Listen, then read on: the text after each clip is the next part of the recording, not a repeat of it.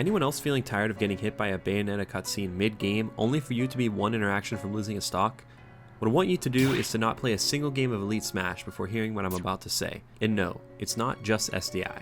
In this series, I'll be breaking down common interactions in Ultimate and what you should do to best deal with them. If you have any specific interactions or moves you want to understand better, let me know in the comments so we can discuss it in a later video. This video will be about keeping Bayonetta from hitting her main mid-range combo starter, Afterburner Kick, or ABK for short. First off, we need to understand the when, where, and why they use ABK. Bayos are always looking for ABK, but they definitely use certain cues.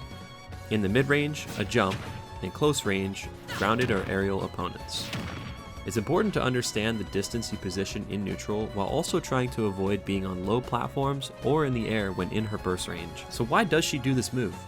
That was almost sick. I like that. Going for the reset, getting that up tilt.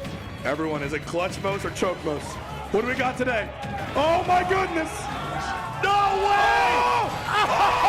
way! So anyways, you have to think past just stationary positioning in order to avoid this move. Bayonetta is a character with a strong aerial burst option, but if you can force her to use her other burst options, well, she kinda sucks. Dash attack is frame 15 and doesn't start combos, and heel slide is also frame 15 but does start combos. Other than that, Fair is a strong tool but lacks the range of other burst options, which means she is forced to win neutral like the rest of us. Let's run through our options in neutral. At long range, we could do just about anything. At the mid range, the threat of ABK is strongest, which is also how we should be finding openings.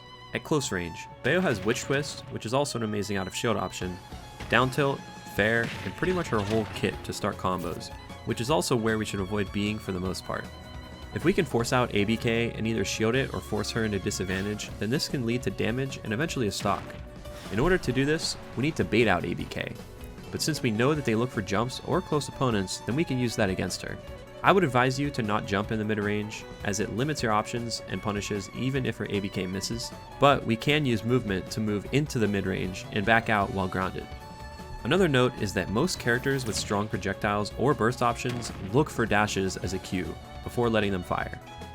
So we walk. Walking is non-committal and leaves access to every grounded option at any time. Other strong options can be crawling, crouching, or even large disjointed moves that anti-air. This leads us to our next topic. If we think about the Bayonetta matchup in a macro level, it's usually a percent game.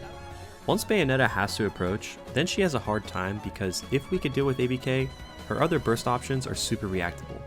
Knowing that getting the lead versus Bayo is vital in learning the matchup. I will add a note here though, that the matchup can also be character dependent, so I won't say this is always the case. Once you discourage ABK when you're in the mid-range, you can now feel more confident being in that space without feeling as threatened. Unless they just don't learn, then it's a free dub. Let me know in the comments if you have any other methods or character specific ways of dealing with ABK. Hope you enjoyed the video, we'll see you next time.